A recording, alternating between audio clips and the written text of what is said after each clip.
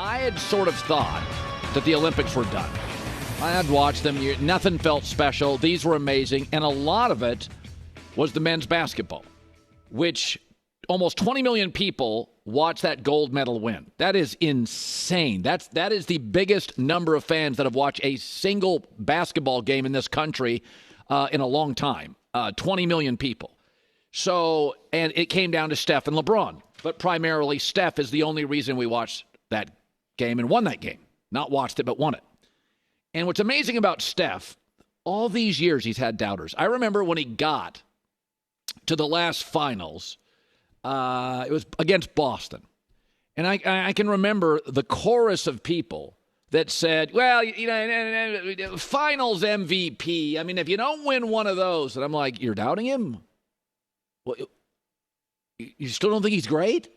He doesn't qualify as an all-time great? You just look silly doubting Steph Curry. Take out Magic Johnson. He is by far and away the best point guard ever. Only Magic is close, and Magic couldn't score like this. Magic elevated others. Magic could play more positions. He didn't do this. And when other players like LeBron James, not just look at you, but kind of look at you in awe, and you can do things they can't. LeBron's the great Swiss Army knife in basketball. He can duplicate almost anything, but he can't do what Steph does. And the next greatest point guard, Magic Johnson, he can't do what Steph does. Steph can do a lot of things nobody else, even the great ones, can duplicate. Add in the IQ, the EQ, the confidence, the leadership, the coachability, the willingness, the self-awareness to let others dominate for a time.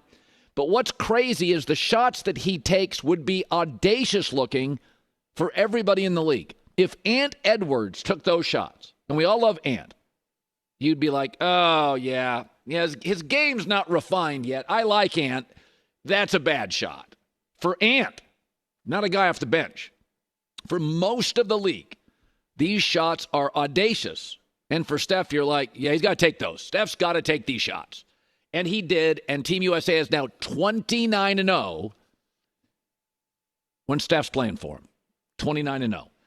And a lot of great players, golf has a little bit of this. Baseball's got some of this. A lot of great shooters, when they're off, like Jason Tatum. Jason Tatum couldn't hit jumpers. He shrinks. Steph doesn't. Steph's last two games, he didn't play good early. He didn't play well early. His last two games, he shot 65% from three. So it's not just that he's the best shooter ever. He has the highest scoring ceiling ever. We all love Patrick Mahomes, but all quarterbacks, it's 6 points for all the touchdowns. And everybody knows Aaron Judge is great, but if the bases are empty, it's one run. When you're really an all-timer, you can make all-time greats feel less than or outdated. Michael Jordan. Mathematically, Michael Jordan's mid-range game is outdated. Step back 2 steps. The sky hook, outdated. Why take a 12-foot hook? Like, dunk it or shoot a three. Steph can make things and players and games and people look outdated. There is only one guy and only one reason Team USA won the gold. And it's not LeBron, it's Steph. He's the fastest scorer. More points faster than anybody's done it. Shots that would be audacious by anybody else in the league. Jokic will throw up a couple of uglies. That may be the only other guy that can shoot from 29, falling away with a man in his face, and we're like, it's not a bad shot. So we love to bury stars, and we did that. We wanted to bury Favre before he was done, and this is just what we do. LeBron was done 4 years ago. But what you're watching there is nobody can duplicate it.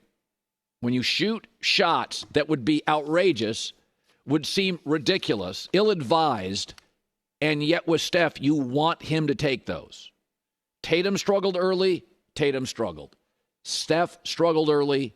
He's the singular reason we won the gold.